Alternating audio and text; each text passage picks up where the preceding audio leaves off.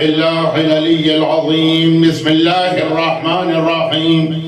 الحمد لله الملك الحق المبين، والصلاة والسلام على حبيب إله العالمين خاتم النبيين سيد الأنبياء والمرسلين شفيع المذنبين والمخاطب بطه وياسين سيدنا ومولانا أبي القاسم محمد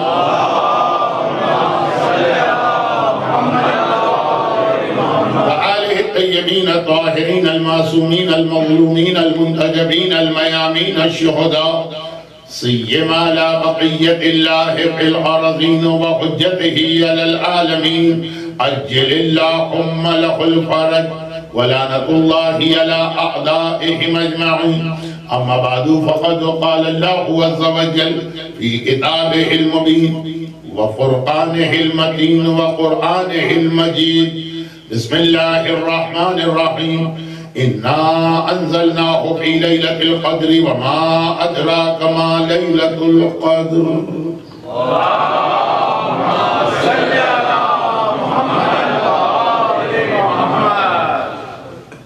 سورہ مبارکہ قدر کی مختصر سی تفسیر اس مناسبت سے کی جا رہی تھی کہ اس میں شہزادی کونین کا تذکرہ بھی ہے اور شہزادی کونین پر ڈھائے جانے والے مظالم کے انتقام لینے والے امام زمانہ کا تذکرہ بھی. اور جب کبھی شہزادی کونین کے مصائب کا ذکر کیا جائے گا تو خود بخود مومن کا ایمان اسے مجبور کرے گا کہ ان ظالموں کو کنڈیم کرے. تو کس طریقے سے کنڈیم کیا جاتا ہے اس کا بھی طریقہ ہے. اسلام ہمیں تہذیب، طریقہ، آداب سکھاتا ہے. عبادت کے بھی آداب ہوتے ہیں، توجہ کے بھی آداب ہوتے ہیں، تبرع کے بھی آداب ہوتے ہیں، اور یہ سب اس سورہ قدر میں بڑے مختصر طریقے سے آ گیا. لیکن اس سے پہلے جو موضوع سورہ قدر کی روشنی میں کل شروع کیا گیا تھا اس پہ بات آگے بڑھائی جائے. ایک جملے کی مختصر سی وضاحت. یہ کل کا ایک جملہ تھا. اچھا، کل بہت ساری ایسی باتیں آئیں جو تھوڑی سی ایکسپلینیشن چاہتی مگر 3 مجالس میں یہ ممکن نہیں ہے. تو صرف ایک جملے کی اس لیے وضاحت کہ وہ میرے اس سبجیکٹ سے ذرا سا متعلق بھی ہے. آخری مجلس میں شاید اس کو مزید واضح کرنا ہے. اور ماہ یعنی منتھ آف اپریل اس کے حوالے سے ایک ریمائنڈر یا یاد دہانی بھی ہو رہی ہو. صرف ایک جملے. باتیں تو کل بہت ساری ایسی تھی جو ان ایکسپلین رہ گئی. میں نے ایک جملہ کہا تھا کہ نہ میں عالم تھا، نہ میں عالم ہوں، نہ ہی عالم بن سکوں گا. اب وہ تو کسی اور کانٹیکسٹ میں کہا گیا تھا، لیکن شہید باقر صدر ماہ اپریل، یہی اپریل کا مہینہ تھا جب باقر صدر کو ان کی بہن کے ساتھ صدام نے کس ظلم اور بے دردی کے ساتھ شہید کیا تھا. 1980 اور 2013 آج ایگزیکٹ 33 ایئرز اس سال ہو گئے. اپریل کا مہینہ، یہی مہینہ. ہماری مجالس تو اسلامک کیلنڈر کے حساب سے ہو رہی ہیں، جماعت الثانی کی مجالس، لیکن ذرا سا انگریزی مہینے کا حوالہ آ گیا. تو شہید صدر بڑی ایک ٹاورنگ پرسنالٹی تھی، اور جس مختصر سی عمر میں انہوں نے مرجعیت کے اسٹیٹس کو حاصل کر لیا تھا. اور پھر ساتھ میں وہ جملہ بھی جو میں اکثر اپنے مراجع کے حوالے سے بیان کرتا ہوں، اسے بھی کہتا چلوں کہ ایک تو ویسے ہی ہر دور میں اینٹی مرجعیت، یا غالباً امریکہ میں اینٹائی مرجعیت کہیں گے، ایک ایسا ہمیشہ سے ایک سلسلہ جاری ہے، اور وہ ہونا بھی چاہیے. یعنی ہیومن نیچر یہی ہے. چنانچہ میں نے کتنے بڑے بڑے علماء اور مجتہدین کے حوالے سے واقعات پڑھے کہ ان کی بھی مخالفت ہے.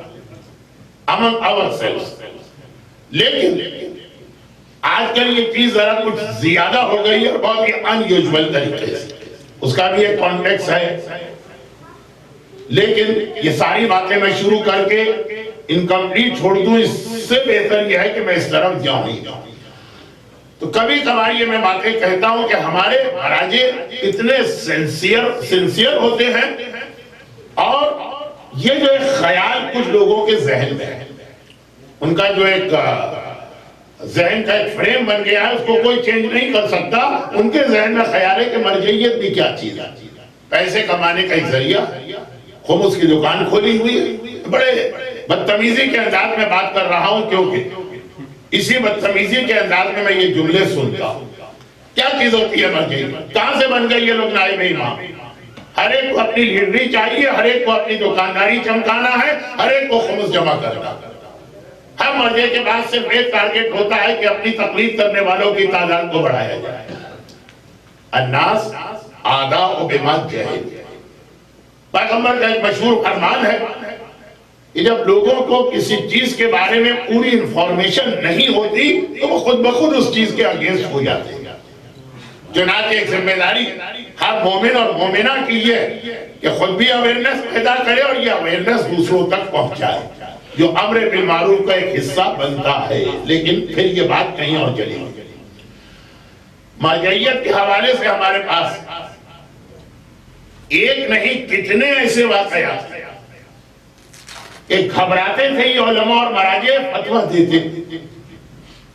پیغمبر کی وہ حدیث ہر مرجع کو زبانی یاد ہے اور اس پر عمل بھی ہوتا کہ خبردار لا تجلوا اعناقکم جسرا، اپنی گردنوں پل نہ بنانا جس پر پیر رکھ کر ایک عام مومن بیچارہ تو ان گڈ فیتھ جنت میں چلا جائے اور تم پھنس جاؤ۔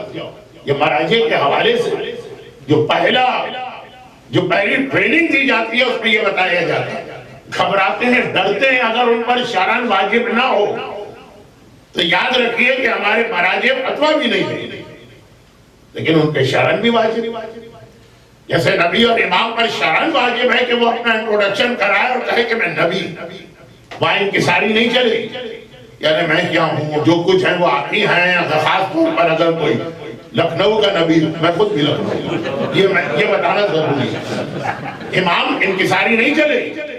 نہج البلاغہ کے خطبات سے لے کے مولا کے دیگر خطبات دیکھیے، لوگوں کو یہ بتانا واجب ہوتا ہے امام کے لیے، اور وہی ذمہ داری مرجعیت پر بھی امام کی طرف سے آئی یا اپنا انٹروڈکشن کراؤ۔ جو لوگ نہیں جانتے ان کو تمہیں نالج دینا ہے تو بتانا پڑے گا تم کو، لیکن اتنا گھبراتے۔ شیخ مرتضیٰ انصاری جن کے بارے میں جملہ کہا جاتا ہے گریٹسٹ مرجع of Shia, one of the greatest نہیں، گریٹسٹ، شیخ مرتضیٰ انصاری، ان کا ایک مشہور جملہ کہ اگر کوئی آدمی آ کے اتنا پوچھتا کہ وضو میں کتنی مرتبہ چہرے یا ہاتھ پہ پانی ڈالنا، میرے لیے اس کا جواب دینا زیادہ مشکل ہے، اپنے بدن پہ تیر کھانا زیادہ آسان۔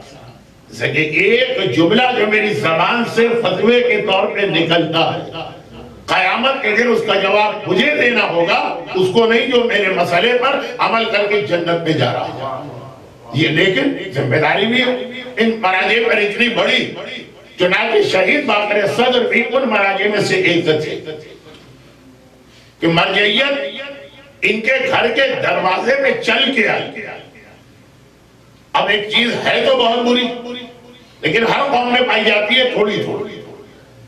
میں جرنلائز نہیں کر رہا اپنے اسٹیٹمنٹ کو، کچھ عرب ایسے ہیں، کچھ ایران سے تعلق رکھنے والے ایسے ہیں، کچھ افغانستان سے تعلق رکھنے والے ایسے ہیں، کچھ پاکستان، جن میں کیا یہ ریسزم یا نیشنلزم یا تعصب بہت زیادہ ہوتا ہے۔ تو بعض اوقات یہ بہت کم لوگ ہوتے ہیں صاحبان ایمان میں، لیکن ہوتے ہیں۔ تو بعض اوقات تقلید اور اجتہاد میں بھی ایک چیز آ جاتی ہے کہ ہم عرب ہیں تو ہمیں کوئی عرب مرجع ڈھونڈنا، اور اگر ہم ایرانی ہیں تو ہمیں کوئی ایرانی مرجع ڈھونڈنا، اور اگر ہم پاکستانی ہیں تو ہمیں کوئی پاکستانی مرجع ڈھونڈنا۔ بہت کم ہے اب تک یہ شیعہ۔ چنانچہ آپ دیکھیں گے کہ ہمارے یہاں تقلید میں یہ کنسپٹ نہ ہونے کے برابر ہے، لیکن کچھ لوگ ہیں اور اسی کا نتیجہ یہ تھا کہ جب آقا محسن الحکیم کا انتقال ہوا یا شہزادی کونین ہی کے بیٹے ہیں نا، تو جیسے شہزادی کونین کے حوالے سے یہ طے کرنا مشکل ہے کہ وفات کہا جائے کہ شہادت کہی جائے، اسی طرح سے صدام کے زمانے میں اس قسم کے علماء اور مراجع کی جتنی اموات ہوئی سب سسپیشیس تو رہی۔ بہرحال جب آقا محسن الحکیم کا انتقال ہوا تو خاندان حکیم عراق کا ایک عرب خاندان، عراق عرب دنیا، یہی غم کھائے لے رہا ہے سعودی عرب سے لے کے قطر سے لے کے اردن تک کہ عرب دنیا میں ایک شیعہ اسٹیٹ کیسے بن گئی، اور اگر بن گئی تو اسے ہم باقی نہیں رہیں گے۔ اب عراق عرب دنیا مرجعیت آقا محسن حکیم کی ان کا انتقال، اب بعض عراقیوں کے دل میں یہ خیال آیا کہ عرب کے بعد بھی ہم تقلید عرب کی کریں گے۔ اس وقت 11 اتنے بڑے بڑے علماء موجود تھے کہ یہ فیصلہ کرنا مشکل ہو رہا تھا کہ ان میں سے کن کی تقلید کی جائے۔ تقلید کا ایک ہی کرائیٹیریا کس کا علم زیادہ۔ اب یہ فیصلہ کرنا اس وقت مشکل ہو رہا تھا۔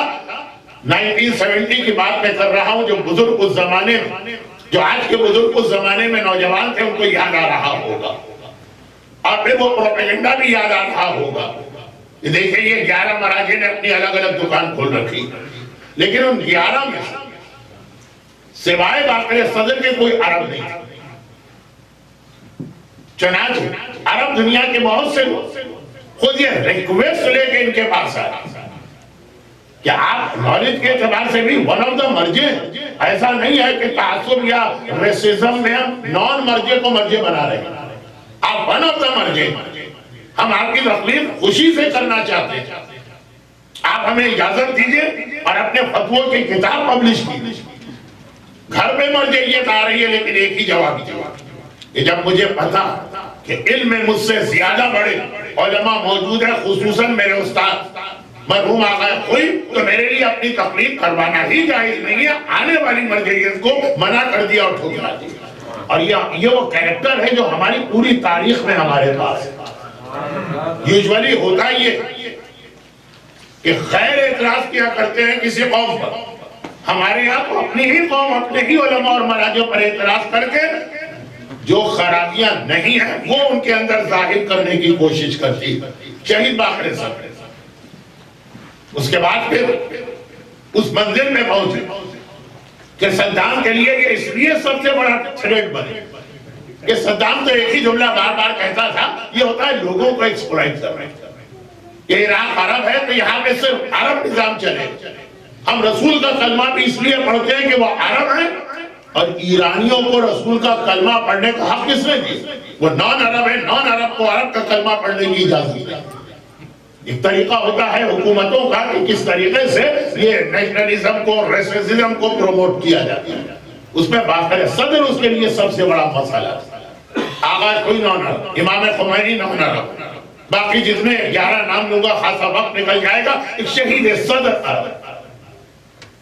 چنانچہ یہ اور اس کے بعد جو انہوں نے پھر شیعت کو وہ سروسز دی جس کی وجہ سے صدام کے اس پورے مظالم کے باوجود نہ صرف یہ کہ شیعت سروائیو کر گئی بلکہ اتنی بڑی طاقت بن گئی کہ صدام کے بعد حکومت بھی شیعت کے پاس آ گئی، بہت بڑا رول ہے۔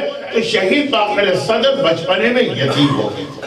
جو جملہ ایک ایکسپلینیشن چاہ رہا تھا اس کے لیے ذرا سی یہ تفصیل لمبی بھی ہو گئی، لیکن چونکہ یہ ہماری قوم کا ایک برننگ ایشو، جہاں جائیے، جس محفل میں بیٹھیے، جس گیدرنگ میں آپ جائیں، وہاں پہ ہر جگہ نہ صرف یہ کہ مراجع کی مخالفت بلکہ ایسی بازاری زبان کے ساتھ مخالفت کا بھی ایک طریقہ ہوتا ہے، دشمنی کا بھی ایک طریقہ ہوتا ہے، لیکن لینگویج دیکھا جائے ایسی فاؤل لینگویج، اور ان میں سے بعض لوگ بدقسمتی کی پوسٹ پہ پہنچ جاتے ہیں، بعض آرگنائزیشنز کی، بعض سینٹرز کی۔ تو خیر یہ ایک اور ٹاپک بن جائے گا، فی الحال مختصر بات یہ تھی وہ یہ فیملی بیسیکلی کاظمین کی، آغا حکیم خاندان نجف کا، صدر خاندان کاظمین کا۔ اور میں اکثر ایک ریکویسٹ کیا کرتا ہوں زائرین سے مجھے خود بھی بعض اوقات یہ لگتا ہے کہ لوگ یہ نہ سمجھیں کہ مولانا غیر معصوم کو معصوم کے اسٹیٹس پر لانے کی کوشش کر رہے ہیں، نعوذ باللہ۔ لیکن پھر بھی میں یہ ریکویسٹ کرتا ہوں کہ آپ کربلا جائیں گے یقین ہے آپ کا اصل مقصد ہی، سب سے بڑا مقصد نہیں، اصل مقصد ہی آقا حسین اور آقا عباس کے روضے کی زیارت۔ لیکن ذرا سا وقت نکال کے صرف 5 منٹ ان بڑے بڑے علماء اور مراجع کی قبروں کی زیارت بھی کر لیں جو اسی حرم کے صحن میں موجود، اور خاص پہ نجف امام علی کا حرم، چپے چپے پہ قدم قدم پہ آپ کو ایسے علماء اور مراجع کی قبور ملے۔ اور پھر کاظمین کو تو یہ فخر حاصل ہے کہ 7ویں امام کے روضے ان شیخ مفید کی قبر آج بھی موجود ہے اور بہت ہی نمایاں، جن کا مرثیہ امام زمانہ نے کہا اور وہ مرثیہ اس قبر پہ آج بھی لکھا ہوا۔ محمد وآل محمد صلوات۔ امام زمانہ مرثیہ کہیں گے، ہم اور آپ کرٹیسائز کریں گے ان لوگوں کو ایک طرف ہی۔ تو آپ کاظمین شیخ مفید ہے، خواجہ نصیر الدین طوسی ہے، یقیناً آج کل ایک پرابلم ہو گیا، یہ پرابلم میری مجلس کے آخری حصے کا ٹاپک بننے والا، اور وہ کیا ہے کہ عورت اور مرد کا حجاب اسلام میں مرد کے لیے بھی ہے، عورت کے لیے بھی ہے، یہ ون وے ٹریفک نہیں۔ اور اس حجاب کی وجہ سے جو زری کو 2 حصوں میں تقسیم کیا گیا، تو شیخ مفید کی قبر کی زیارت لیڈیز نہیں کر سکتی ہے، خواجہ نصیر الدین طوسی کی قبر کی زیارت مرد نہیں کر سکتے۔ اسی حرم خاندان صدر کی کتنی قبریں کہ جب آپ 7th امام 9th امام کی قبر کی زیارت کے لیے انٹر ہوتے تو پہلے یہ خاندان صدر، تو بتانا یہ چاہ رہا تھا کہ یہ لوکل کاظمین کا خاندان۔ شہید صدر بچپنے میں انتقال ہو گیا، شہید باقر صدر کی بات کر رہا ہوں جو 80 میں صدام نے انتہائی مظلومیت کے ساتھ اپریل کے اس مہینے میں شہید کیا ان کی بہن سمیت۔ اور انہیں علماء کا لباس پہن کے جو صبح کے وقت حوضہ علمیہ کے اسٹوڈنٹس حرم میں آتے ہیں اور تعلیم حاصل کرتے ہیں اور شام کو جاتے ہیں، بہت اچھا لگتا ہے۔ ماں جوانی میں بیوہ ہو گئی، بچہ 8 یا 9 سال کا ہے، بلکہ اس سے بھی کم۔ ماں سے جا کے کہا کہ مجھے بھی ایسا عالم بننا، یا امامہ پہننا ہے، یا عبا پہننا ہے، یا قبا پہننا ہے۔ ماں بڑی سمجھدار، ماں کا روح جو میں نے کہا کہ ان تاریخوں کی مناسبت سے بھی یہ واقعہ بیان کر رہا ہوں، اور یہ جملہ میں عرض کر چکا تھا کہ اس واقعے کا کہ ماں کا جو رول آ رہا ہے وہ شاید کل کی مجلس میں آئے، آج کی مجلس میں نہیں، لیکن بہرحال واقعہ بھی ماں بہت سمجھدار، اور اس کے اسی جملے کو ذہن میں رکھ کر کل میں نے کہا تھا کہ میں عالم بن بھی نہیں سکتا۔ کہا کہ بیٹا اگر بس ایسا عالم بننا کہ گئے نماز پڑھائی، گھر میں آ گئے، درس دیا، گھر میں آ گئے، کھایا پیا، زندگی گزار دی، تو نہیں بننے۔ اور اگر ویسا عالم بننا چاہتے ہو جیسے امام چاہتے جس میں دین کی خاطر ہر شے قربان کر دینا پڑتا، تو میں کل ہی صبح تمہیں جا کے حوضہ علمیہ میں داخل کرا دیا۔ شیخ مفید کا نام ابھی آیا تو آپ کو سید رضی اور سید مرتضیٰ کا بچپنا یاد آ گیا ہوگا، جو کہ اہلے کے اندر علماء کے واقعات بہت زیادہ پڑھے جاتے ہیں۔ یہ میں نے اس لیے کہا کہ اس سے پہلے کہ ہمارے مہدی بھائی کہیں کہ مولانا یہ باتیں تو ہم سنے ہوئے، میں نے پہلے ہی وضاحت کر دی کہ میں یہ واقعات نہیں پڑھ رہا ہوں، کیونکہ یہاں بہت زیادہ علماء کے واقعات بیان ہوتے ہیں، مجھے پرسنلی معلوم۔ ماں نے کہا کہ ایسا عالم بننا ہے کہ ویسے۔ اب 8 سال یا 7 سال کا بچہ، لیکن جینیس بچہ تھا، جو بعد میں شہید صدر کے نام سے آیا، اس وقت تو باقر کہلاتے ہیں۔ کہا کہ اماں میں اس کو جواب آپ کو سوچ کے بتاؤں، اور 1 مہینے کے بعد آیا اور کہا کہ ماں میں ویسا ہی عالم بننا چاہتا ہوں جو دین کی خاطر، اسلام کی خاطر، مقصد حسین کی خاطر ہر قربانی دینے کو تیار۔ ماں نے پوچھا کہ یہ 1 مہینہ بہت زیادہ وقت نہیں تھا جو تم نے سوچنے پہ لگا دیا؟ کہا کہ نہیں، خالی سوچا نہیں، میں نے اپنے آپ کو ٹیسٹ بھی کیا، میں نے اپنا ٹرائل بھی کیا، پورا 1 مہینے میں نے بغیر رمضان کے روزے رکھ کے گزارے کہ عالم بنوں گا تو کیا ہوگا، واقع برداشت کرنا ہوگا، عالم بنوں گا تو کیا ہوگا، بہت ہی لو پروفائل پہ جا کے زندگی گزارنا پڑے گی، عالم بنوں گا تو کیا کیا زحمتیں ہوں گی۔ پورا 1 مہینہ میں نے فاقے کے ساتھ گزارا، روزے سے زیادہ سخت فاقہ، روزے میں تو چند گھنٹے آپ کھانا پینا بند کیجئے، اسے ڈبل افطار کے وقت کھا دیجئے۔ لیکن میں نے تو افطار، کیونکہ روزہ نہیں تھا نا، تو افطار بھی نہیں کیا، رات کو مختصر سا پانی اور ایک روٹی۔ جب میں نے دیکھا کہ ہاں مجھ میں اتنی طاقت ہے کہ دین کی خاطر بھوک پیاس ہر امتحان دے سکتا ہوں، تب میں نے آ کر آپ سے ریکویسٹ کی، ایسی قربانی دینے کو جو تیار ہو وہی آدمی آئے۔ چنانچہ کل جو میں نے جملہ کہا تھا اس کا بیک گراؤنڈ یہ بھی ایک تھا، بہت بڑی ذمہ داری ہوتی، کیونکہ اس عالم کا سب سے بڑا کام اس انداز سے اسلام اور مقصد اہل بیت کو بچانا۔ مقصد اہل بیت کا ایک نام ہے ولایت، اور یہیں سے میں اپنے کل کے موضوع سے ملا۔ شہزادیت کونین کے بہت سارے ٹائٹل، نام تو فاطمہ ہے لیکن اس کے علاوہ زہرا، بطول، محدثہ، علیمہ، تقیہ، راضیہ، مرضیہ، نقیہ، ام ابیہ۔ ایک لقب شہزادیت کونین کا ہے مدافع ولایت۔ کل شہزادی کا ایک لقب اور ہے لیلۃ القدر۔ کل کی مجلس انا انزلناہ فی لیلۃ القدر وما ادراک ما لیلۃ القدر، یہ بھی شہزادی کا ایک لقب ہے۔ اس میں ایک لقب ہے مدافع ولایت، ڈیفینڈر آف ولایہ۔ ایک جملہ میں مجلسوں میں اکثر کہتا ہوں، اب کل جو آخری مجلس ہوگی اس سال کی یہ 3 مجالس کی، شاید اس میں بھی یہ کہ کائنات کا مشکل کشا علی اور علی کی مشکل کشا زہرا، مدافع ولایت۔ اسلام کا دفاع کرنے والے کا نام، ڈیفینڈر آف اسلام کا نام علی، اور ڈیفینڈر آف علی اور ڈیفینڈر آف ولایت علی کا نام زہرا ہے۔ اور یہ میں 2 حوالے سے بات کر رہا ہوں۔ نعرہ حیدری، نعرہ صلوات۔ یہ جو میں نے جملہ کہا اس کے بیک گراؤنڈ میں یا کانٹیکس میں 2 باتیں، ایک عملی ایک علمی۔ عملی تو آپ تاریخ میں پڑھیے کہ جب شہزادی کے گھر کا دروازہ جلایا گیا اور وہ مظالم ہوئے تو شہزادی کتنی کمزور ہو چکی، صرف ایک جملہ، اتنی کمزور ہو چکی کہ کمر پہ تو وہ کوڑا تھا اور پسلیاں ٹوٹی ہوئی۔ نماز کا وقت آتا تھا، نماز کا، تو شہزادی اس طرح سے اپنے بستر سے مصلے پہ جاتی تھی کہ ایک ہاتھ دیوار پہ ہوتا تھا، دوسرے ہاتھ سے ٹوٹی ہوئی پسلیوں کو سنبھالتی اور لڑکھڑاتے ہوئے چل رہی اور مصلے میں جا کے عبادت کر رہی۔ اس حالت میں رات کے اندھیرے شہزادی مدینے میں ان تمام لوگوں کے گھروں پہ جنہوں نے غدیر خم کے مولا سے بیعت کے ساتھ ساتھ اظہار وفاداری بھی کیا۔ ایک وہ تاریخ کا ایک ایسا حصہ ہے جس کے پڑھنے کا نہ وقت ہے اور نہ اتنی طاقت اور حوصلہ، وہ پریکٹیکل اور عملی اعتبار، علمی اعتبار سے مدافع ولایت، ڈیفینڈر آف ولایت۔ صحیح بخاری کا ایک جملہ قیامت تک کے لیے ایک ایسی دلیل بنتا، ساخطۃ حتی ماتت۔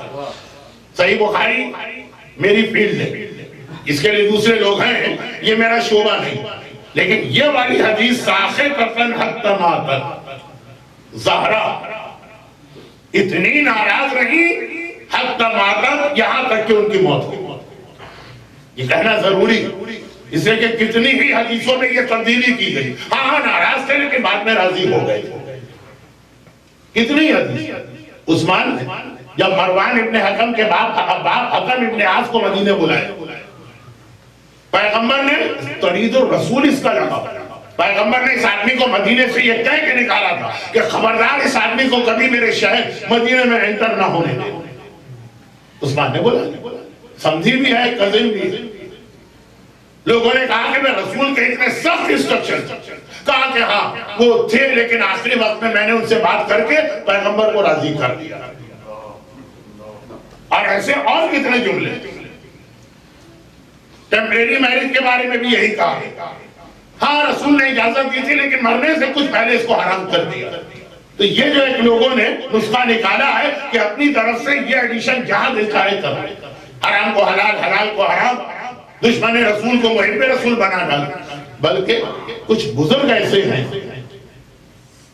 جن کو شاید یہ واقعہ یاد ہو سر سید احمد خان کے بیٹے کا جسٹس محمود پھانسی میں چڑھایا گیا اور وہ رسہ ٹوٹ گیا اور وہ مجرم گر پڑا تو انہوں نے اس کی جان بخشوا دی. تو آگے پھر یہ لفظ آتا ہے کہ ٹل ڈیتھ کا جو اضافہ اب کرنا پڑتا ہے قانون. یہ نوجوانوں کے لیے نہیں، ان کی سمجھ میں بھی نہیں آئے گا کہ مولانا کیا بول کے کہاں سے آگے بڑھ گئے. مجھے یہ گھڑی بہت پریشان کر رہی ہے، اس لیے میں بہت آگے بڑھ گیا. لیکن ساخے ترتن ناراض تھی زہرا، یہاں پہ اگر روایت آتی تب بھی کافی تھی، مگر پھر بھی لوگوں کو چانس مل جاتا ہے اس کے اندر بہت سارے ایڈیشن کا. تو امام بخاری نے پوری روایت لکھی حتی ماتت. یہ جو علامہ عبدالحسین امی شہزادی کونین، دو لقب پہ آج مجھے بات کرنا تھی. ایک پہ کل بات ہو گئی تھی، دو پہ آج بات کرنا تھی، لیکن وہ دو تو ابھی رہ گئے. یہ چوتھا لقب، the defender of ولایت علی، علامہ عبدالحسین امی. بہت مشہور ان کا واقعہ. یہ ہماری تاریخ کے اور ریسنٹ ہسٹری کے بہت بڑے عالم. الغدیر ماسٹر پیس ان کی ہے جو غدیر کے موضوع پہ 10 والیوم میں انہوں نے کتاب لکھی. البتہ خود وہ بھی اقرار کرتے اور نجف حکم کا پورا حوزہ علمیہ بھی اقرار کرتا. یہ غدیر کے عنوان پہ اصل کتاب جو لکھی گئی وہ لکھنؤ سے لکھی گئی. میر حامد حسین اور ان کے بیٹے سرکار ناصر البلدہ. کیونکہ آج کل ہمارے بچوں کو ہماری ہسٹری نہیں پتا تو ذرا سا انفینٹی کمپلیکس میں ہندوستان پاکستان کے علماء سارے کے سارے بیکار ہوتے ہیں. جو کچھ ہے وہ نجف اور قم کا حوزہ، ان کی عظمتوں میں کس کو شک، مجھ سے زیادہ کس نے تقریریں کی ہوں. لیکن خود وہ یہ مانتے ہیں کہ غدیر کے موضوع میں پہلا ماسٹر پیس جو آیا وہ سرکار ناصر البلدہ کی ابقات اور پھر الغدیر علامہ امین. تو یہ فقہ، عقائد، تفسیر اس کے بڑے عالم نہیں. یہ تھے علم کلام، یعنی جو شیعہ سنی مسئلے ہوتے لیکن ایک ریفائنڈ انداز میں. تو تڑاق گالم گلوچ یہ اہل بیت کے ماننے والوں کا طریقہ کار ہی نہیں. اب ان کا ایک واقعہ ہے، کتاب کا ریفرنس تو صرف ان کے انٹروڈکشن کے لیے دیا کہ وہی الغدیر لکھنے والے علامہ امین. اچھا اب دیکھیں یہ ہیومن نیچر. ایک ہی واقعہ دو جگہ پیش آئے. حلب میں بھی ایلیپو جو آج کل دشمنان اہل بیت کا سب سے بڑا مرکز بنا ہوا، اور حلب کے لوگ بھی پریشان ہیں کہ کیسی عجیب و غریب مخلوق ہمارے شہر میں اتر آئی ہے جو آج تک ہم نے دیکھی نہیں تھی اپنے شہر میں. یہ کہاں سے آئی؟ وہ پورا ہنڈوں اور بدماشوں کا ایک ٹولہ ہے جو پہلے افغانستان میں تھا، پھر پاکستان گیا، پھر پلین بھر کے لیبیا گیا، شام بھیجا گیا، اور اس کے بعد ان کا ارادہ سعودی عرب جانے کا ہے. لیکن یہ ذرا سا میں آج کے موضوع سے ہٹ جاؤں. بہت اہم باتیں ہیں لیکن بہرحال اپنے سبجیکٹ کا بھی مجھے خیال کرنا. ایک ہی واقعہ حلب میں بھی پیش آیا، ایلیپو. وہاں اس واقعے کے نتیجے میں ہنڈریڈز اینڈ ہنڈریڈز اور ہنڈریڈز غیر شیعہ اور وہی واقعہ مکے میں پیش آیا. وہاں بھی لوگوں نے وہی دلیل سنی اور خاموشی سے اٹھ کے چلے. علامہ عبدالحسین امین، یہ علامہ امینی شارٹ کٹ، حج پر گئے، اور یہ شاہ سعود کا زمانہ تھا. اچھا یہ جو جتنی دشمنیاں شیعہ سنی کے درمیان آج کل پیدا کر دی گئی، پہلے اختلافات تھے، دشمنیاں تھی، لیکن اس انداز کی نہیں تھی. یہ ایران کے انقلاب کے بعد، یہ صحیح اسلام کے انٹروڈکشن کے بعد دونوں فرقوں میں ایسے آدمی پلانٹ کیے گئے کہ دونوں فرقوں کے لوگوں کو بڑے اچھے لگنے لگے تو بہت اچھی اچھی باتیں کر رہے ہیں، اور ان کا ایک ہی مقصد تھا کہ کسی طرح مسلمانوں کو ڈیوائیڈ کیا جائے. خالی امام خمینی ہی نے نہیں فرمایا کہ جو شیعہ سنی اختلاف کی بات کرتا ہے وہ نہ شیعہ ہے نہ سنی. آغا سیستانی نے بھی حال میں یہ کہا کہ یہ آپ کے بھائی ہیں اور بھائی کی طرح سے ان کے ساتھ ٹریٹ کریں. لیکن باتیں بہت بڑھتی چلی جائیں گی تو میں پھر اصل واقعے پر. جب وہ مکہ مکرمہ حج پر گئے، ایک پرسنالٹی تھی، اور لبنان کے سارے شیعہ سنی کرسچن سب جانتے تھے کہ کتنی پاورفل پرسنالٹی ہے. تو مکے میں خانہ خدا کے امام جماعت نے دعوت. اب یہ جو جملہ آ گیا ہے، یہ پہلے اختلاف تھے، دشمنیاں تھی، کفر کے فتوے بھی تھے، لیکن اس کے باوجود میرے ملاپ تعلقات یہ سب ہوتے۔ شاہ سعود جب شاہ ایران کے زمانے میں ایران کے وزٹ پہ گئے تو خاص اس نے خواہش ظاہر کی کہ مجھے قم جا کے آغا بروجردی جیسے عظیم عالم سے ملاقات کرنا۔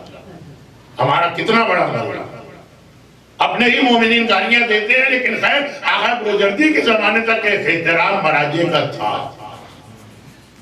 آغا بروجردی نے منع کرنا، مہمان آ رہا ہے، منع کرنے کی ضرورت نہیں تھی، لیکن کہا کہ وہ یہاں قم میں آئے اور میرے گھر آئے۔ شاہ سعود معصومہ قم کے روضے پہ نہیں جائے گا، تو ان کے عقیدے کا مسئلہ، اور میں یہ برداشت نہیں کر سکتا کہ کوئی شہزادی معصومہ قم کے شہر میں آئے اور نعوذ باللہ ان کو اگنور کر کے مجھ سے ملاقات کے لیا۔ آیت اللہ محسن الحکیم نے جب حج کیا تھا 66 میں غالباً، خود شاہ فیصل نے ان سے ریکویسٹ کی تھی کہ مکے کے حرم میں نماز جماعت کو آپ لیڈ کریں۔ میں یہ بتا رہا ہوں کہ وہابیت پہلے بھی تھی، لیکن یہ کچھ انیوژول طریقے سے دشمنیاں بڑھائی گئی ہیں۔ تو آقا امینی وہ ان دونوں مراجع کے مقابلے میں سٹیٹس وائز بہرحال کم ہے، یہ توہین کا جملہ نہ بنے، چنانچہ بلائے۔ دعوت تو بہت آئی، لیکن وہ سب کو منع کرتے ہیں۔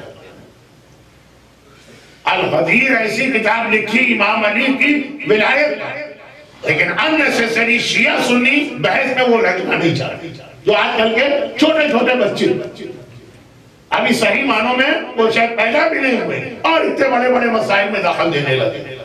تو یہ unnecessary مسئلہ وہ اپنا عقیدہ بدلیں گے نہیں اور بلا وجہ ایک دشمنی بڑھتی چلی جائے گی۔ ہر جگہ منع کیا، لیکن جب امام کعبہ نے اسے ریکویسٹ کہ بہرحال آپ اتنے بڑے عالم آئے ہیں اور ہم آپ سے استفادہ کرنا چاہتے ہیں، کہ بس یہی بات، میں آ جاؤں گا کھانے پہ، لیکن کوئی کسی قسم کی بحث آرگومنٹ مناظرہ نہیں ہو، کہا چلے یہی سے آ گئے۔ مکے کے سارے بڑے علماء جمع کیے گئے، یہ ایک شیعہ عالم کے آنر میں دعوت دی جا رہی ہے، اور اس کے بعد کھانے کے بعد بیٹھے ہوئے تو کسی ایک عالم سب پری پلان تھا، کہا کہ میں خالی بیٹھے ہیں، بکبک گپ شپ غیبتیں تہمتیں جہاں بات شروع ہوتی، کتنی ہی اچھی بات آپ شروع کر کے شیطان اس کو ڈائیورٹ کر کے حرام کی جانب لے ہی جاتا۔ تو اس نے کہا بات بڑی اچھی تھی، کلمۃ حق یراد بہر باتیں، مولانا نہج البلاغہ میں تو فرمایا کبھی کلمہ حق ہوتا سامنے والے کا ارادہ اس سے باطل ہوتا، جیسے کلمہ حق ہے کہ مصائب سیدہ دنیا کو بتانا چاہتے ہیں، لیکن ارادہ جو ہے مصائب سیدہ نہیں ہوتا ہے، مسلمانوں کے درمیان ڈیویژن پیدا کرنا ہوتا ہے۔ تو اب بات بہت اچھی گئی، بھئی ہم لوگ خالی بیٹھے کھانے کے بعد دنیا بھر کی باتیں کر رہے ہیں، فضول، ایسا کیوں نہ کریں، کلام رسول، ہر عالم ایک ایک حدیث سنائے جو اس کو بہت پسند، صرف حدیث، کوئی آرگومنٹ نہیں، کوئی ڈیبیٹ نہیں، کوئی مناظرہ۔ بات یہ بھی اچھی بات، اب شروع ہوئی حدیث، اور ساری حدیثیں ایک ہی انداز کی۔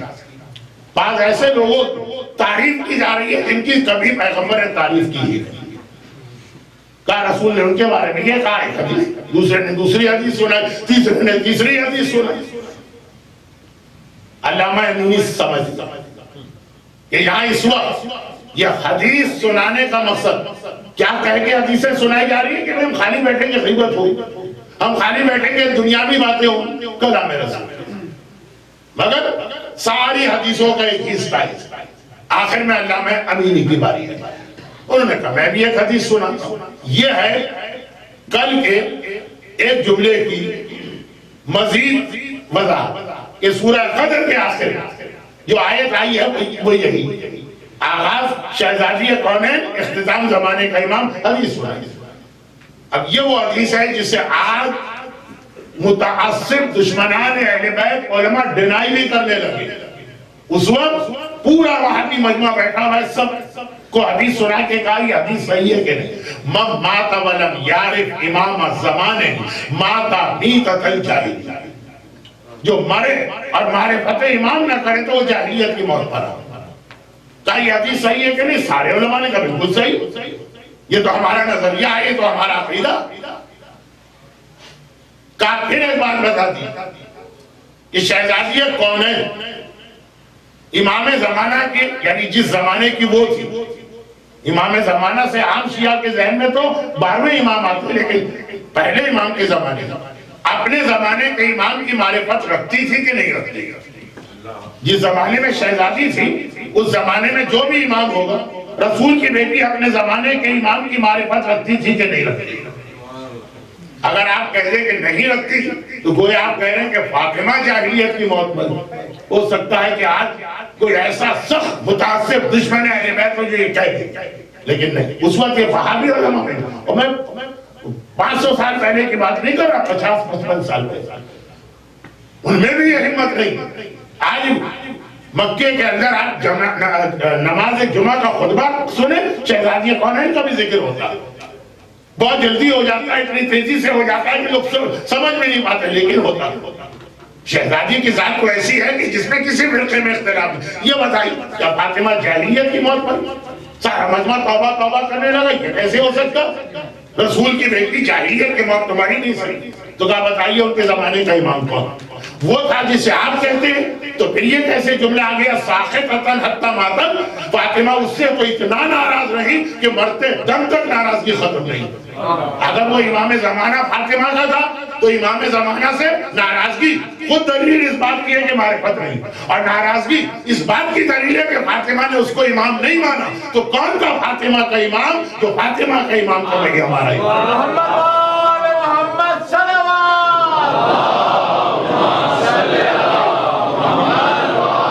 اردو بڑی اسٹرانگ ہو گئی ہے، یوتھ اور ینگسٹر تو سمجھ بھی نہ پائے کہ میں کیا سے کیا کہہ گیا، لیکن یہی واقعہ ایلیپو یا حلب میں بھی ہوا تھا۔ تمام اہل سنت کے علماء کے بیچ میں آدھے سے زیادہ مجمع شیعہ قبول کر۔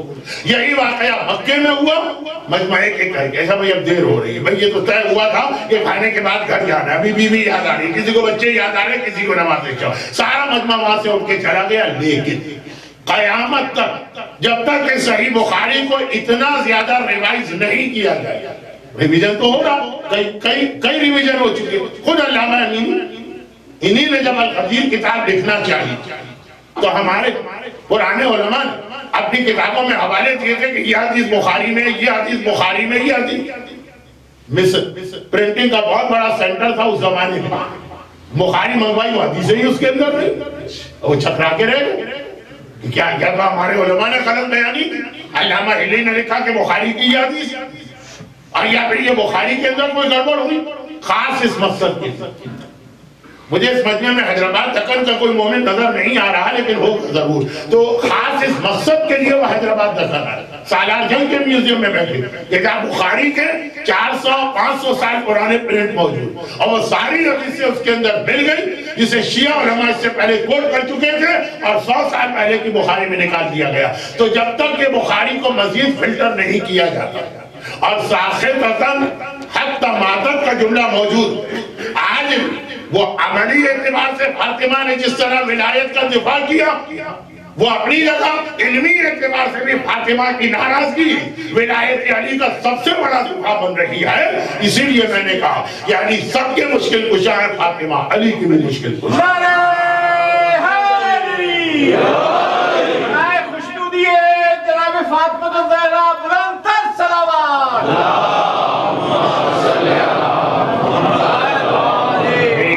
مجلس شہزادی کونین ہی کے حوالے سے، مگر اتفاقاً شہید باقر صدر کے 2 واقعات آنے آ گئے، ایک آ چکا ہے، اب آ رہا۔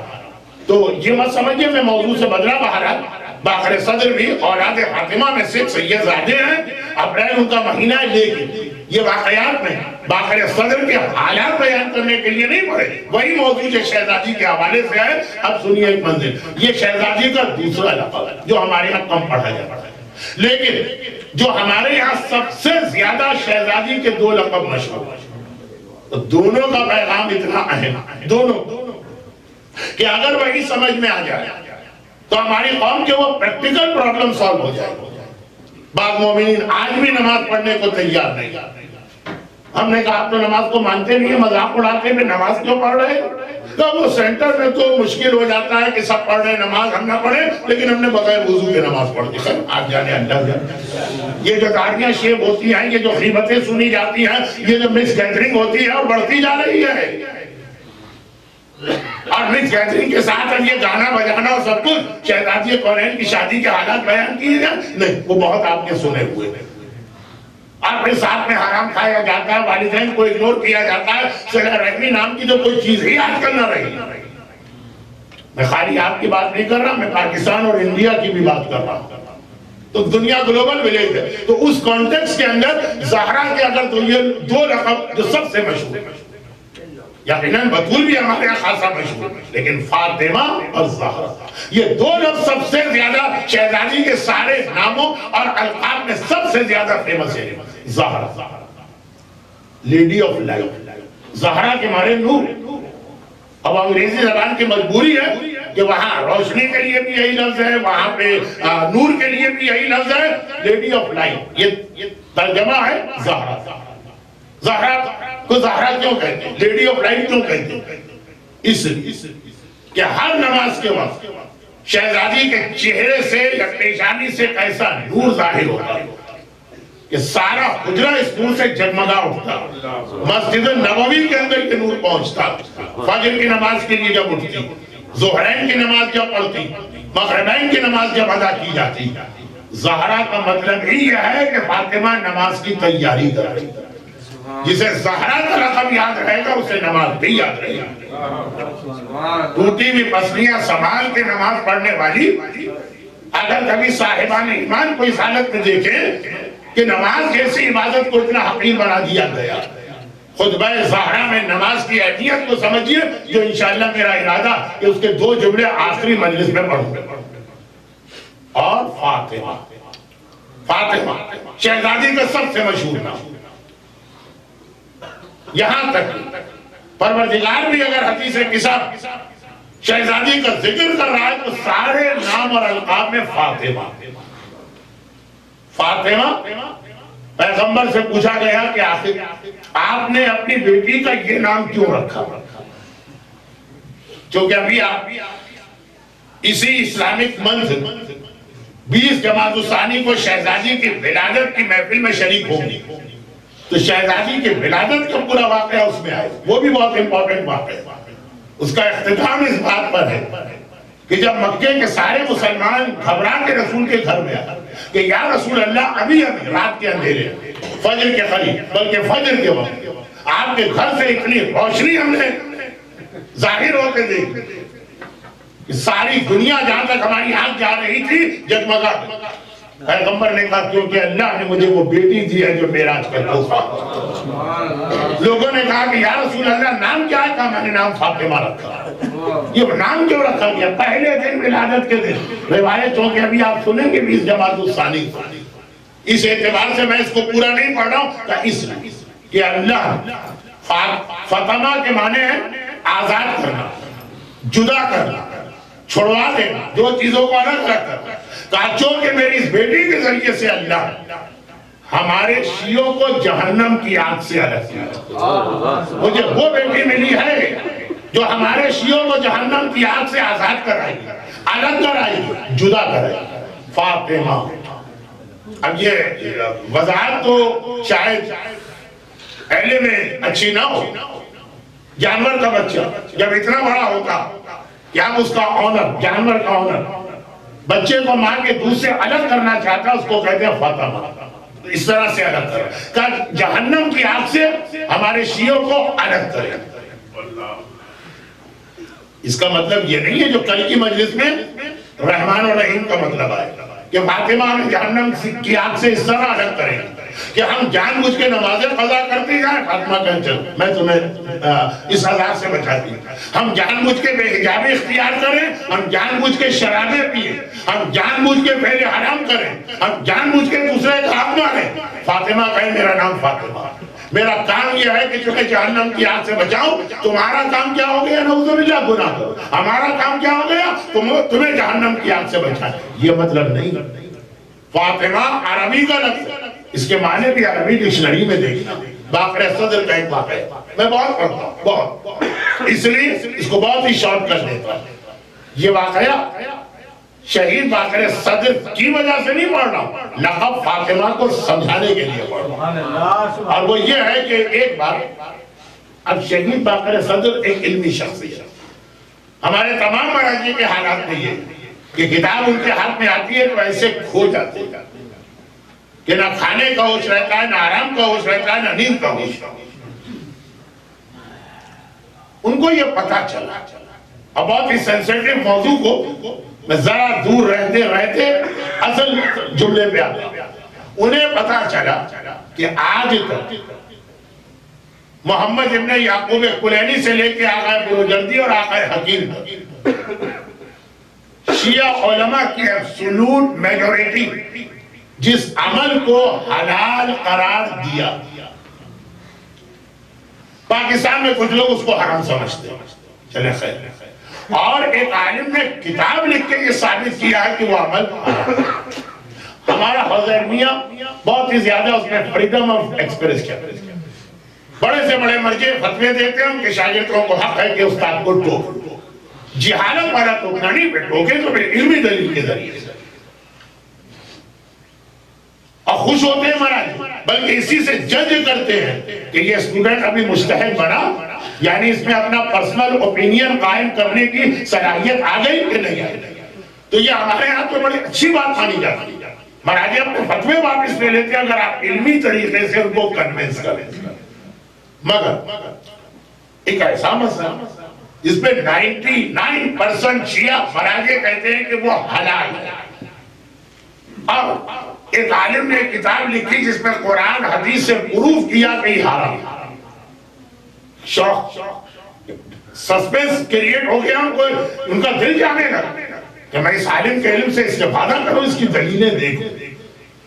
چنانچہ یہ واقعہ مرحوم علامہ ذیشان حیدر جوادی نے بھی مجھ کو سنایا، اور ویسے بھی نجف میں بہت مشہور واقعہ، انہوں نے پاکستان کے کچھ علماء سے جو نجف میں سیٹل تھے یہ ریکویسٹ کہ بھائی یہ کتاب کسی طرح سے ہمیں منگوا کے دے، چنانچہ کتاب آ گئی پوسٹ کے ذریعے، ایک دن میں تو نہیں آئی، انتظار روزانہ پوچھتے، وہ کتاب آ گئی، وہ کتاب آ گئی، وہ کتاب آ گئی، جسے کتاب کا شوق ہوتا ہے، اور اللہ نے برکت بھی رکھی ہے بک ریڈنگ۔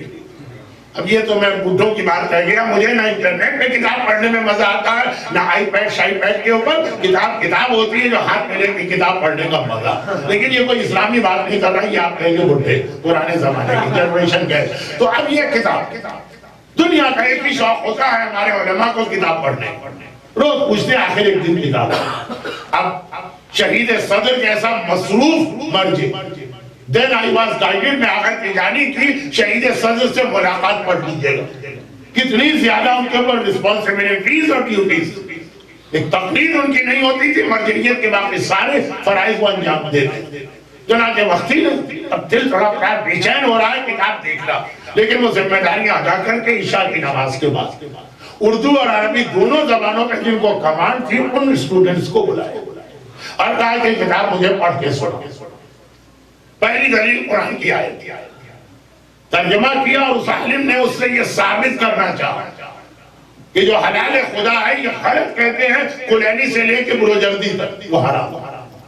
شہید صدر کے چہرے کا رنگ بدلا، کہ یہ لکھا، یہی لکھا، چاہے تم نے ترجمے میں غلطی کی، کوئی عالم تو ایسی بیکار اور بوگس دلیل نہیں دے سکتا، نہیں دیکھو۔ ترجمہ کرنے والے جس میں علامہ جوادی بھی شامل ہے، جو کہ محترم ابو ذر جعفری نے ان کا ایک سلام پڑھا تھا، ان کا بھی ذکر ہو گیا۔ ایک بار دوبارہ انہوں نے ریچیک کیا اپنے ترجمے کو، کہا یہی ترجمہ، کہا ٹھیک ہے۔ ایک عالم کسی مسئلے میں 15 دلیلیں دیتا، 5 بہت اچھی ہوتی ہے، 5 بیچ کی ہوتی ہے، 5 کمزور بھی ہوتی ہے، وہ چل جاتا ہے۔ اگر 5 اسٹرانگ دلیل، اگلی دلیل پڑھو، اگلی ایک آئے، اس سے ایک نتیجہ نکالا، شہید کو یقین نہیں آیا کہ صحیح ترجمہ ہے، صحیح، اچھا آگے پڑھو، 4 یا 5 دلیلیں جو قرآن کی آیتیں کا بند کر دی۔ جس کتاب میں یہ اسٹائل ہے اور اس کی آتھر کو صرف ایک جواب میرا پہنچا دے، ایک جملہ، قرآن عربی میں نازل ہوا، چنانچہ قرآن کو اگر سمجھنا ہے تو عربی زبان کے اسٹائل، عربی کی لغت اور عربی کے محاوروں سے سمجھنا پڑے گا۔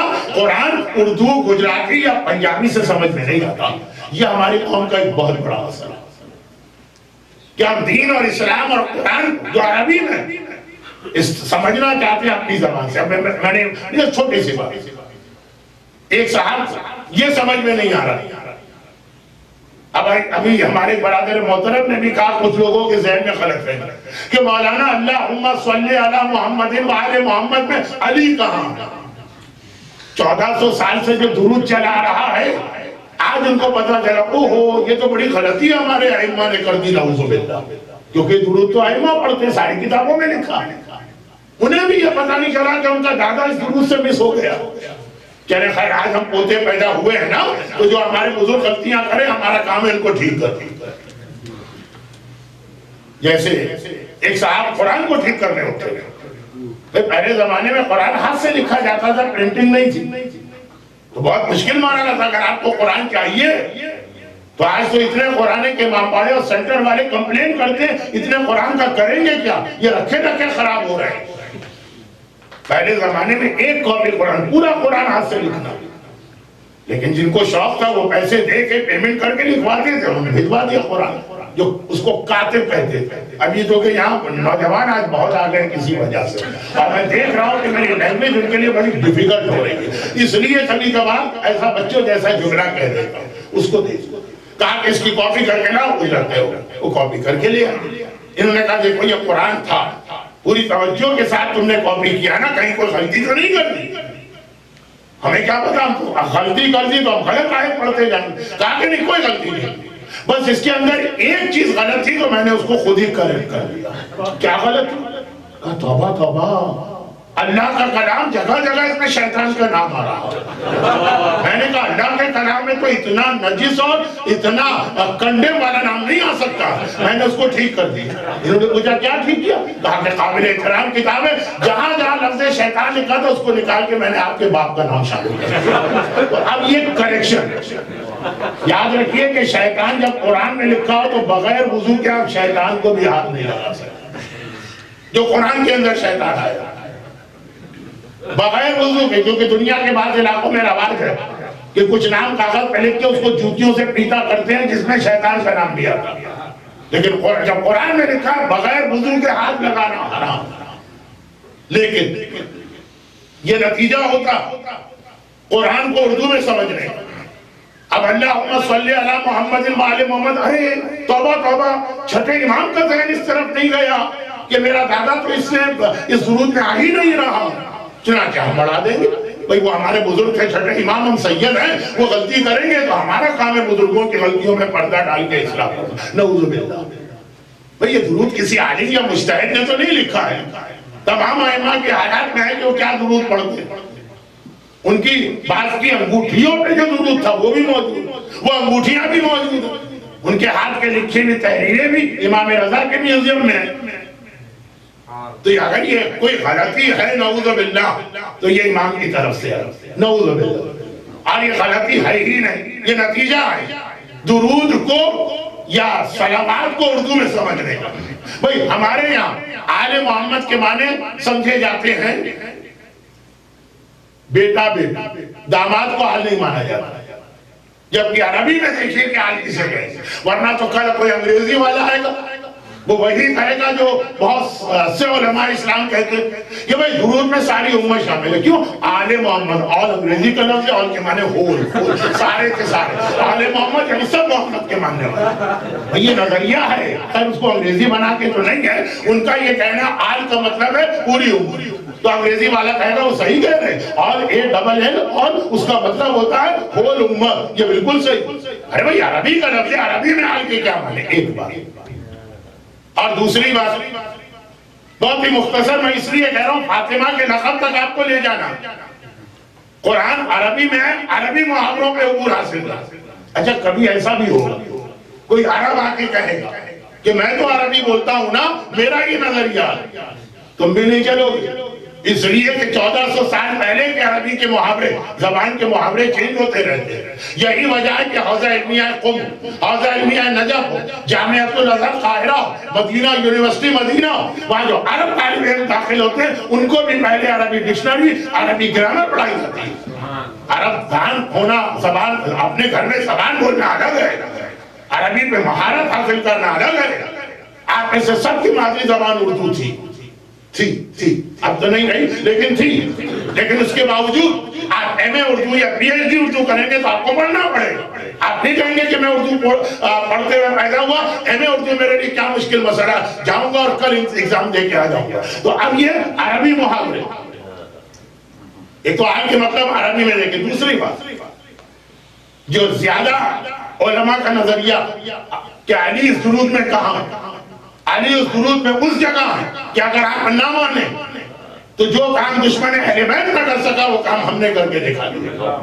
کہاں ہے علی اس درود میں؟ علی اس درود میں محمد کے اندر, محمد کا جز ہے, محمد کا حصہ ہے, کیونکہ آیہ مباہلہ میں قرآن نے کہا وَقُلْ تَعَالَوْا نَدْعُوا أَبْنَاءَنَا وَأَبْنَاءَكُمْ وَنِسَاءَنَا وَنِسَاءَكُمْ وَأَنفُسَنَا وَأَنفُسَكُمْ. نفس سے محبت ہے علی, جہاں محمد کا لفظ آئے گا نفس خود بخود اس کے اندر شامل ہے. نعرہ حیدری, نعرہ صلوات. یہ آٹھویں امام کا جواب ہے جو مامون رشید کو دیا. یعنی سمجھئے کہ میں نے کوئی بات بنائی آٹھویں امام نے, کہ جب اس نے اعتراض کیا تھا کہ علی کی اولاد رسول کی اولاد کیوں کہہ جاتی ہے. ایک چچا کے بیٹے آپ ہیں ابو طالب, دوسرے چچا عباس سے ان کے بیٹے ہم, ہماری اولاد تو رسول کی اولاد نہیں, تو آپ بھی تو چچا کے بیٹے ہیں. تو اس وقت یہی جواب آپ میں نے دیا کہ نہیں, علی چچا کے بیٹے نہیں, علی نفس رسول ہے. آیت مباہلہ میں ان کو نفس بنایا گیا, ان کی اولاد رسول کی اولاد.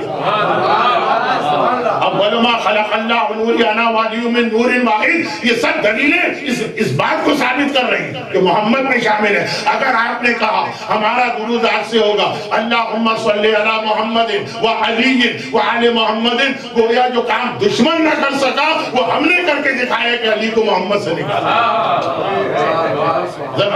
عربی کو اور اپنے مذہب کو سمجھنا ہوتا. فاطمہ کے معنی جس کی وجہ سے اللہ نے شیعان حیدر کرار کو جہنم سے بچایا. اب عربی زبان میں اس محاورے کا مطلب کیا؟ میرے مرحوم استاد مولانا مصطفیٰ جوہر صاحب آل اللہ مقامہ, بہت مختصر میں نے ان سے پڑھا تھا, لیکن بہرحال میں نے پہلے بھی زینبیہ میں جب ماہ مبارک رمضان میں آیا تھا تو بتایا کہ ہمارے ہندوستان پاکستان میں ایک رواج ہے کہ کوئی نماز جماعت پڑھائے تو امامت کے لیے کسی سے اجازت لے کے آئے. تو بہرحال میرا اجازت نامہ بھی مولانا مصطفیٰ جوہر صاحب علیہ اللہ مقامہ نے دیا تھا. تو وہ ایک جملہ اکثر کہتے ہیں کہ ہمارے ایک حدیث, اچھا کل کی مجلس کیا تھی؟ علی اور فاطمہ کی میچنگ, کئی حوالے سے. ایک یہ بھی سن لیجیے کہ ایک مشہور حدیث ہے حب علی یاکل الذنوب کما تاکل النار الحطب. علی کی محبت گناہوں کو اس طرح کھا جاتی ہے جس طرح سے آگ لکڑی کو کھا جاتی ہے.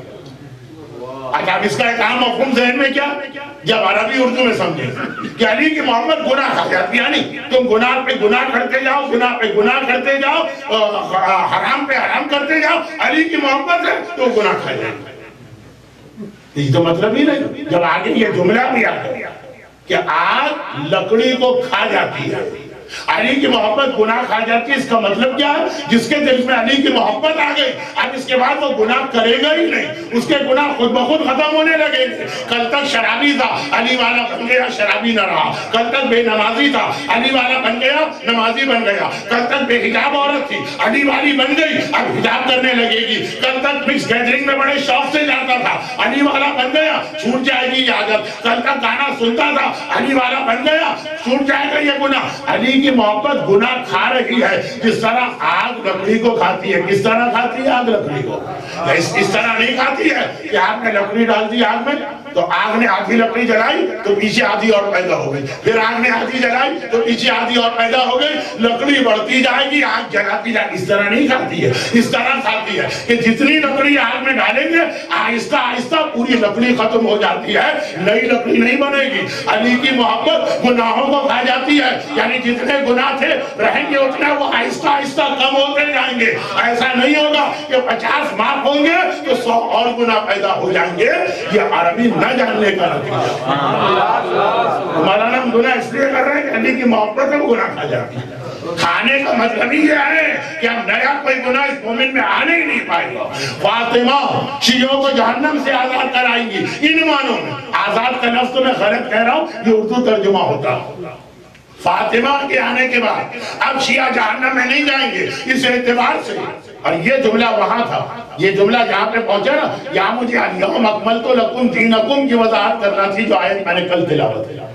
اتنے بڑے مجمع میں کسی نے مجھ سے نہیں پوچھا تھا کہ مولانا آیت تو آپ نے الیوم کی تلاوت کی, مجلس میں تو اس کا کوئی ذکر ہی نہیں آیا. وہ یہ آنا مجھے یاد, آپ بھول جاتے ہوں گے مجھے یاد. کل آپ کو مجھ پہ رحم بھی آ رہا ہوگا, اتنے تھکے ہوئے, اتنا لمبا سفر, اتنی لمبی فلائی, 6 بجے گھر پہنچے, 9 بجے ممبر پہ آ گئے. لیکن بہرحال آپ نے پوچھا کہ نہ پوچھا, یہ جملہ تھا, اس کی وضاحت آج نہیں ہوگی کیونکہ وقت بہت زیادہ میں نے لے لیا. وضاحت کل ہوگی. لیکن میں نے پیغام دے دیا کہ ابھی الیوم کا پیغام آنے والا. اس کو یہ جو فاطمہ کا لقب ہے, اس کو فاطمہ کے آنے کے بعد شیعہ جو ہے وہ جہنم سے دور ہو. کہا کیوں؟ کہا اس لیے دور ہو گئے کہ فاطمہ کے آنے سے پہلے شاید پوری امت کے لیے کوئی ایسا رول ماڈل نہ ہو کہ عبادتیں کس طرح کی جاتی ہے. فاطمہ کے آنے کے بعد ایسا رول ماڈل شیعوں کے سامنے آ گیا. فاطمہ کو دیکھتے جائیں گے, سوچیں گے جس بیوی نے ٹوٹی ہوئی پسلیوں میں نماز پڑھی تو ہم اپنے کنڈیشن بیڈ روم میں نماز قضا کر دیں, یہ کیسے ہو سکتا ہے. جس بیوی نے 8 وقت فاقہ کیا ہم اپنے رمضان کے روزے چھوڑ دیں, یہ کیسے ہو سکتا ہے. جس نے بہت چھوٹا سا جو مومنہ شہزادی, ہمارے پاس کتنا سونا آئے تو ہم کو زکاة دینا واجب. زکاة اور خمس میں کئی فرق ہے. ایک فرق یہ, آپ کے پاس اگر 10 سینٹ بھی ہیں تو آپ کو زکاة دینا ہے, خمس دینا ہے سال کے آخر. زکاة ایسا نہیں, منیمم ایک اماؤنٹ ہونا چاہیے 20 دینار. اور سونے کے لیے شرط ہے کہ زیورات نہ ہو, زیورات پہ زکاة نہیں. تو خیر کتنا سونا ہو, اب آج ہم کو پتا ہے 20 دینار. تو شروع اسلام ہے, شہزادی کا زمانہ ہے. کتنا پوچھا شہزادی نے, دریافت کیا. یہ سوال کس کے لیے پوچھ رہی, اپنے لیے کہ میرے لیے؟ شریعت تو ایک شریعت جو آپ کے لیے وہ ہمارے لیے. کا فرق کہا تو دونوں کا جواب بتائیں. کہا تیرا جواب یہ ہے کہ تیرے لیے 20 دینار سونا ہو تو زکاة دینا, 19 بھی ہو جائے تو زکاة نہیں.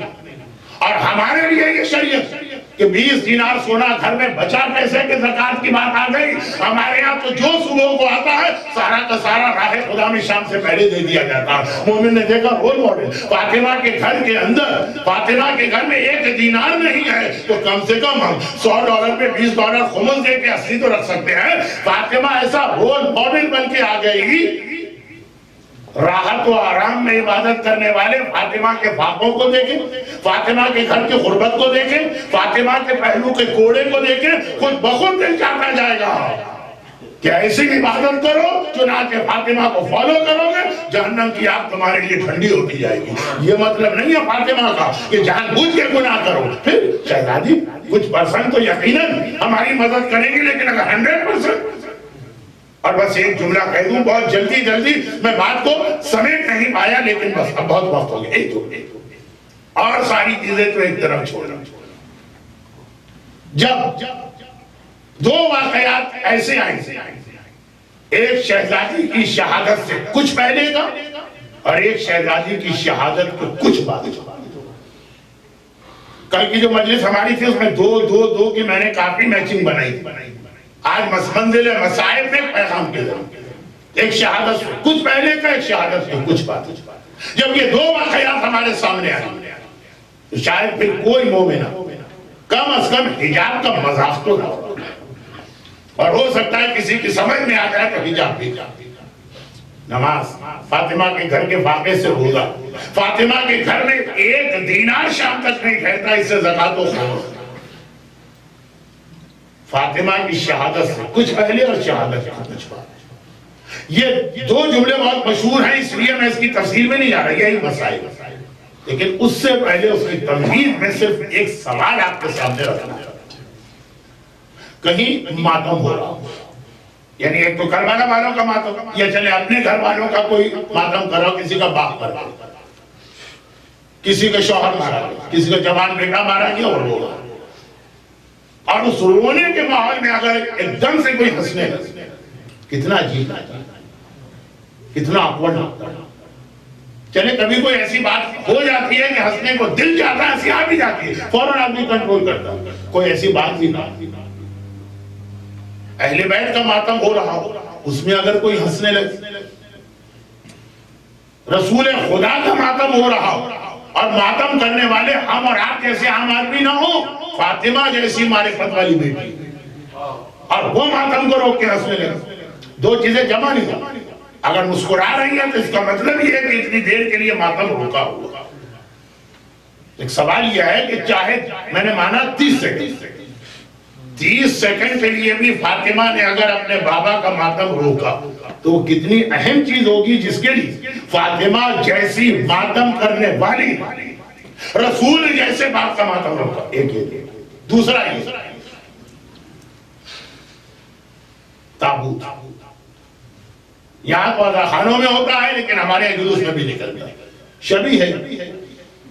کوئی آدمی تابوت کو کندھا دے رہا ہے اور ایک تو یہ ہے کہ چینج ہوتے رہتے لوگ کسی وجہ سے اس کو چھوڑ کے شاید مثال اچھی نہ ہو، میں اور بالکل سیدھا براہ راست جملہ کہوں، فاطمہ کی میت کی جنازہ جا رہا ہے اور اگر کوئی اس جنازے کو چھوڑ کے آئے اور عام آدمی نہ ہو، علی جیسا صاحب معرفت، تو کتنا اہم کام ہوگا جس کے لیے فاطمہ کی میت کو چھوڑ دیا۔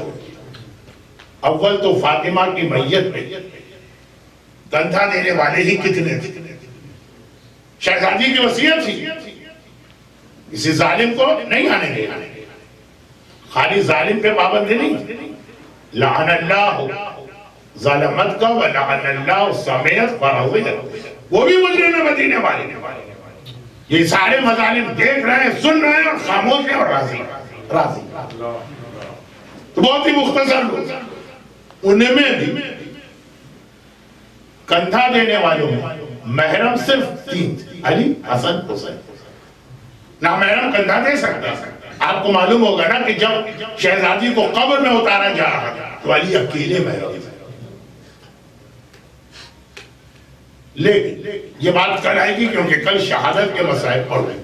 ابھی صرف یہ ہے کہ اس مختصر سے مجمع کے ساتھ علی تابوت لے کے نکلے، میت لے کے نکلے، اور بیچ میں میت چھوڑ گیا تھوڑی دیر کے لیے، صحیح آدھا منٹ، لیکن وہ کیا اہم ترین کام تھا جس کے لیے آدھے منٹ کے خاطر، آدھا منٹ ہی صحیح تابوت فاطمہ کو چھوڑا، شبیہ تابوت نہیں، اصل تابوت۔ یہ 2 سوال، ان 2 کے مشہور جواب، اور یہی آج کے مسائل۔ اسماء بنت امیس گھر والی،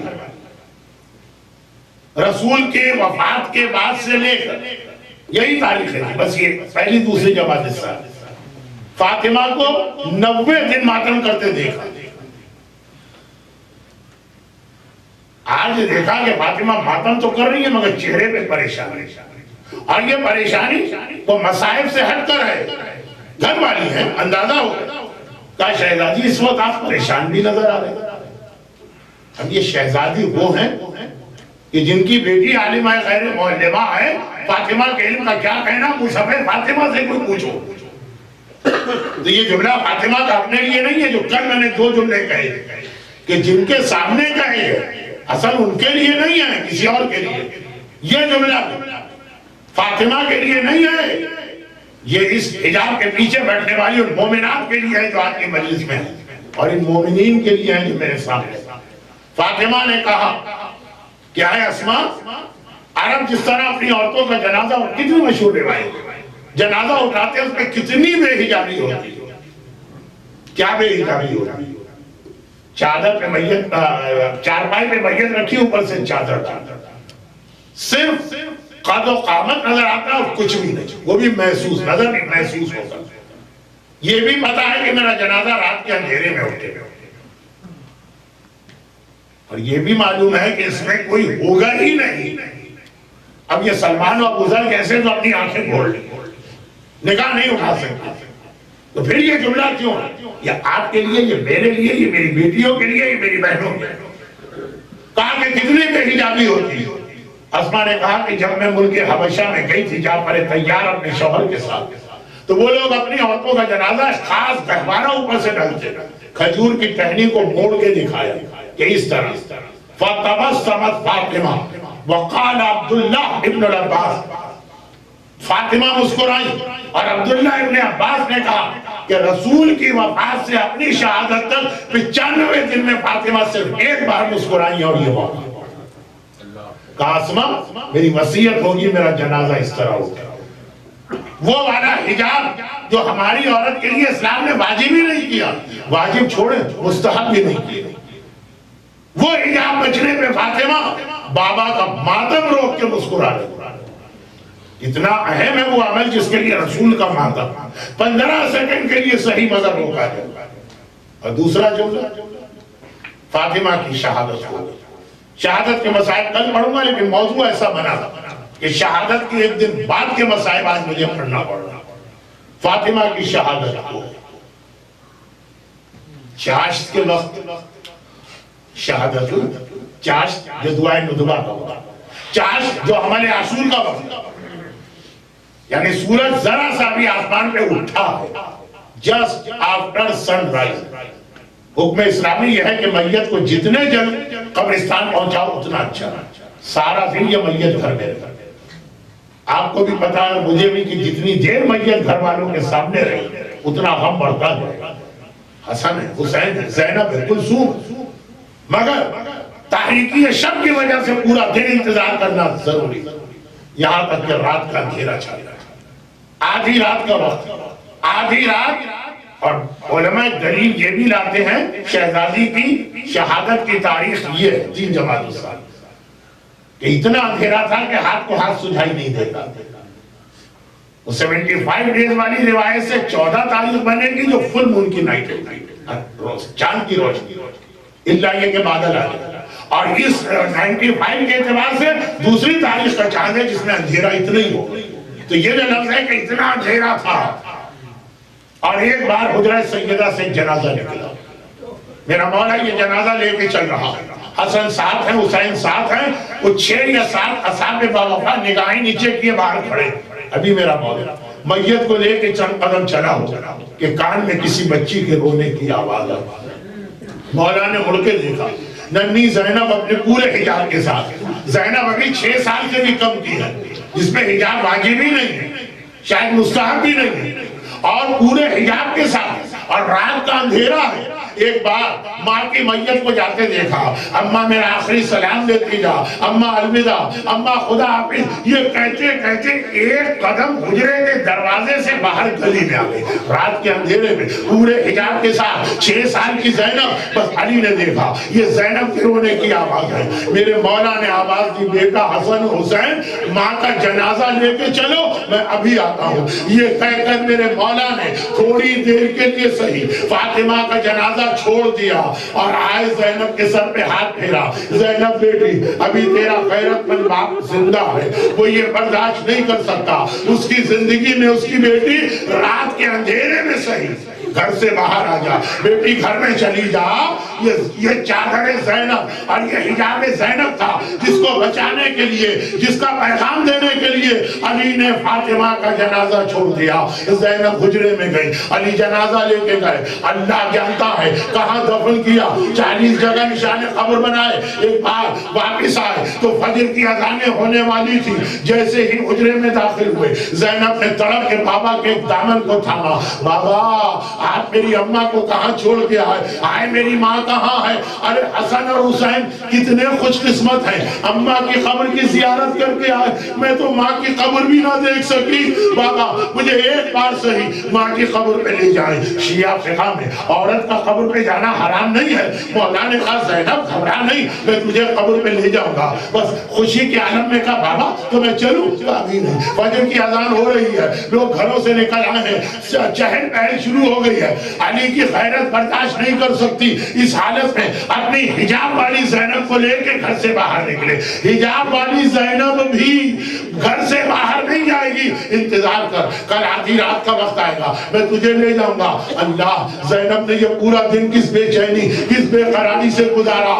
دن گزرا، مغرب ہوئی، عشاء ہوئی، بار بار کہتی ہے بابا اب تیار ہو جاؤں، بابا اب تیار ہو جاؤں۔ ایک بار علی کہتے نہیں، ابھی بھی اکا دکا لوگ گلیوں میں چل رہے. آدھی رات کا وقت آیا. ایک بار حجرہ فاطمہ سے ایک عجیب قافلہ نکلا. 1 سال پہلے بھی یہاں سے قافلہ نکلا تھا میدان مباہلہ جانے کے لیے. آگے رسالت، پیچھے امامت، درمیان میں زہرا. آج حالت بدل گئی. آگے امامت علی کی شکل میں ہے، پیچھے پیچھے حسن چل رہے، درمیان میں زہرا کی وارث. 6 سال کی زینب پورے حجاب کے ساتھ ہے، پہلو میں حسین ہے. علی چلے، زینب چلی، حسن پیچھے آئے، حسین برابر میں ہے. چلتے چلتے کوئی جگہ نظر آنے لگی جہاں پہ قبر سیدہ تھی. ایک چراغ جل رہا ہے. حسن نے دیکھا، دوڑ کے آگے بڑھے. حسین نے دیکھا، تڑپ کے آگے بڑھے. دونوں نے اپنے آپ کو ماں کی قبر پہ گرایا. اماں تیرے بیٹے تجھے سلام کرنے آئے ہیں. اماں اپنے حسن کا سلام لے. اماں اپنے حسین کا سلام لے.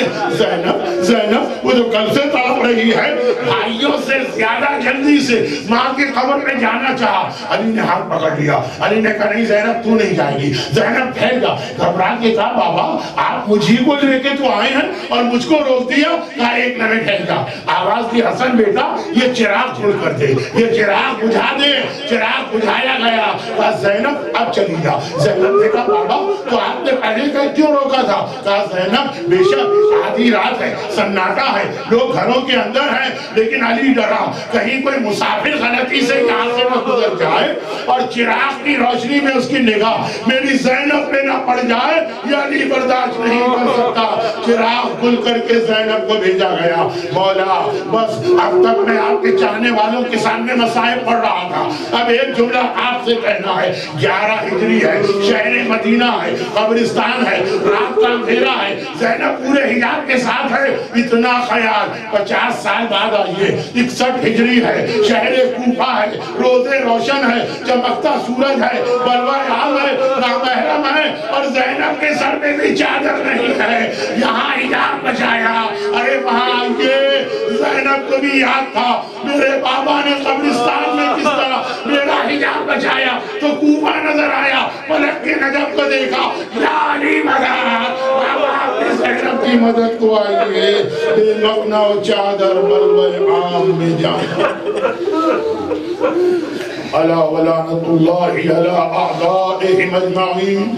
پروردگارہ اس مجمع میں جو میرے مولا علی، میری شہزادی فاطمہ، ہم سب کی شہزادی زینب کبریٰ کے مصائب پہ گریہ کر رہا ہے اور آنسو بہا رہا. ان کے آنسو اور صدائے گریہ کا واسطہ ان کو اور ان کے گھروں اور گھر والوں اور اولادوں کو دنیا اور آخرت کی ہر پریشانی سے محفوظ فرما. خدا بندہ ان مصائب اہل بیت کا واسطہ، اہل بیت کے غم کے سوا ہمیں کوئی غم نہ عطا کر. جو پریشان حال یہاں بیٹھے ہیں اللہ نے مشکلات کی اس پریشانی کا واسطہ ان کی پریشانیوں کو دور کر دے. جو روزگار کی پریشانی میں مبتلا ہے، فاطمہ کے گھر کے آٹھ پہر کے باغوں کا واسطہ خدا بندہ ہر مومن اور مومنہ کو روزگار کی ہر پریشانی سے محفوظ فرما.